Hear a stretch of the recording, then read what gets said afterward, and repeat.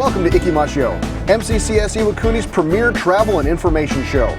Are you just arriving in Japan and want to get out but are a little bit intimidated by the traffic and travel systems?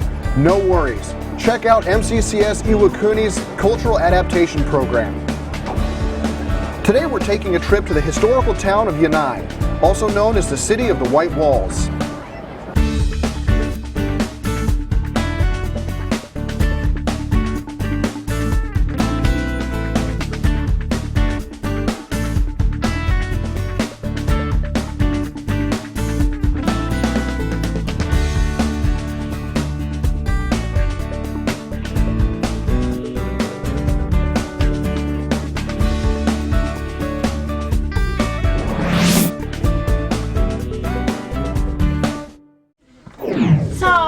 Yanai takes about 1 hour, so please relax and having fun with your colleagues, friends.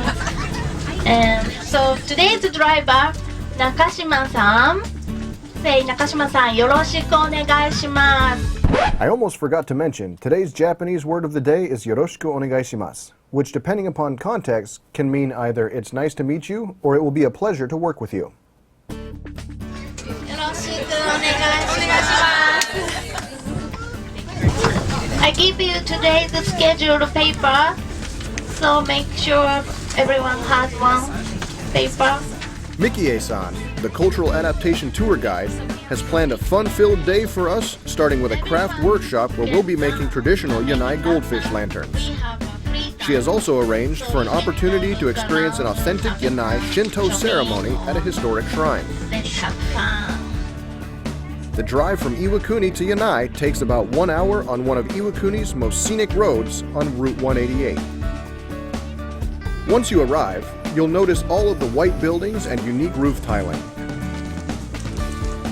After a quick debriefing from the tour guide and a group photo, we make our way down the cobblestone streets through the Shirakabe no Machi, or the row of old merchant houses with the white walls. In the Furuichi Kanya area, there is a 200-meter-long street that has altered little since the old days. On either side of the street stand the merchant houses of the Edo period. Not only is the Nishigura warehouse an exhibition for local crafters, they also offer a paper goldfish lantern class.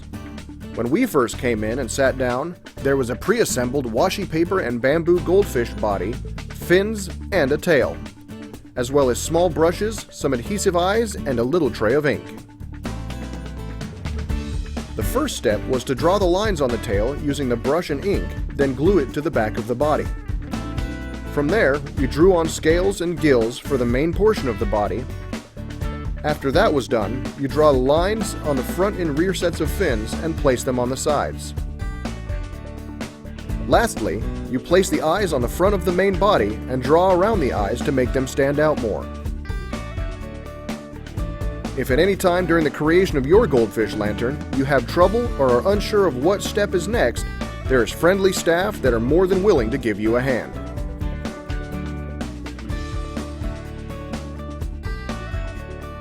Yanai goldfish lantern making is a fun and memorable cultural experience for the whole family. The next stop on our tour is the Sagawa Shoyu Guru, the soy sauce factory. Walking up to it, you can smell the sweet soy sauce in the air. It has been about 200 years since soy sauce was first produced in Yanai, and it was so famous that it was mentioned in what was called Tetsudo Shoka, a collection of folklore railroad songs written by famous poet Taeki Owada in 1901. Part of the soy sauce warehouse is now open to the public as a data and relic museum, containing old implements for making soy sauce. And, depending on the season, visitors are allowed to see the actual process for making traditional soy sauce free of charge.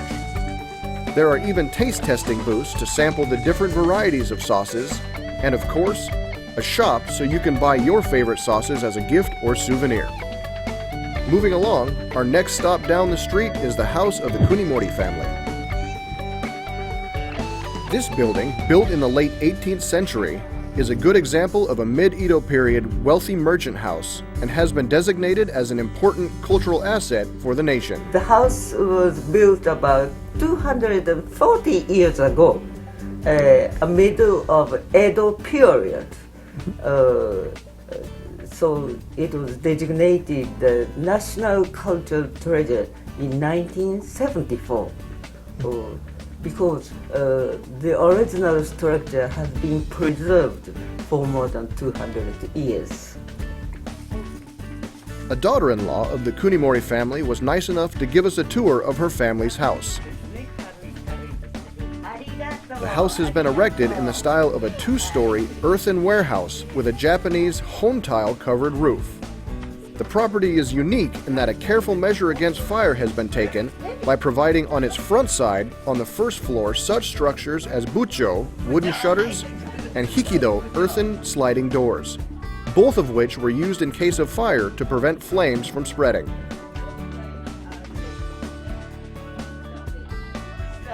Slide. The fire and smoke not to come.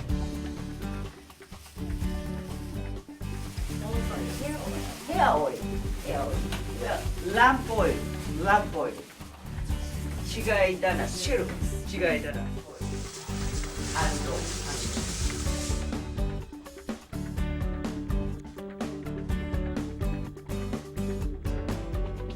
After the tour of the Kunimori house, we were given some free time to explore the area and do some shopping. There are dozens of interesting historical landmarks and shops in the area.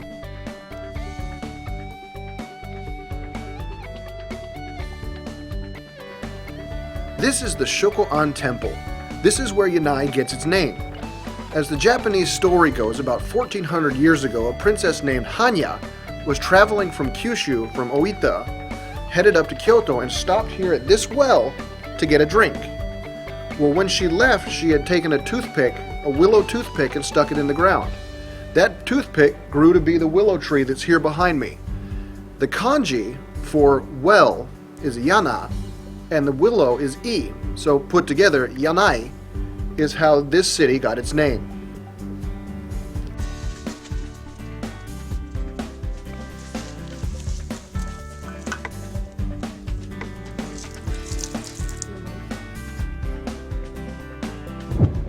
And an adventure isn't complete in Japan until you add food into the mix. Cultural adaptation first took us by this farmer's market full of fresh produce and goods from local farms.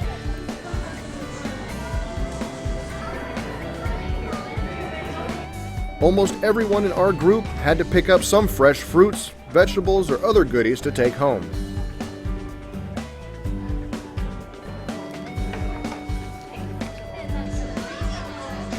Then to my favorite part.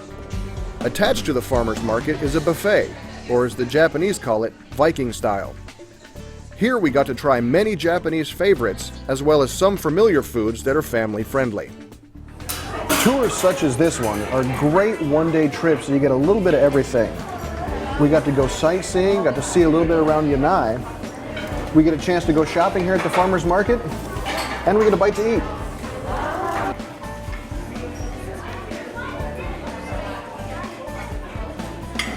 Some Japanese meatballs. You can never go wrong with the Japanese fried chicken. They call it karaage. It looks like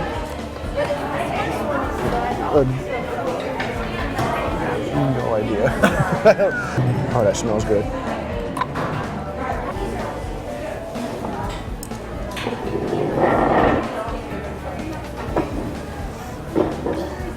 All right, it's time to dig in.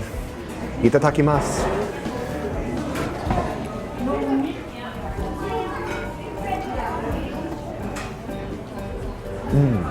It is good.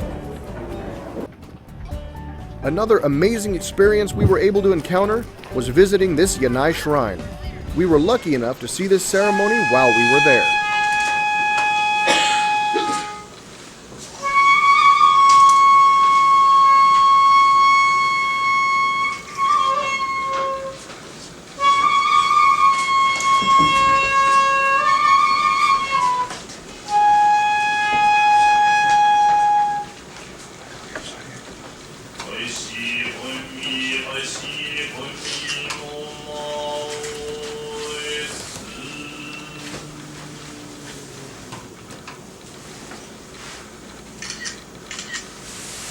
So what was your favorite part about the trip today?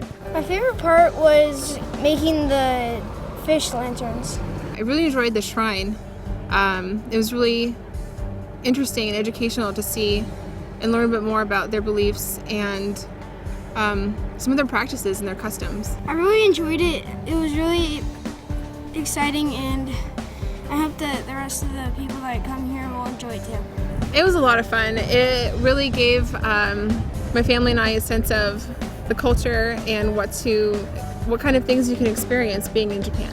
So why would you recommend this trip to your friends?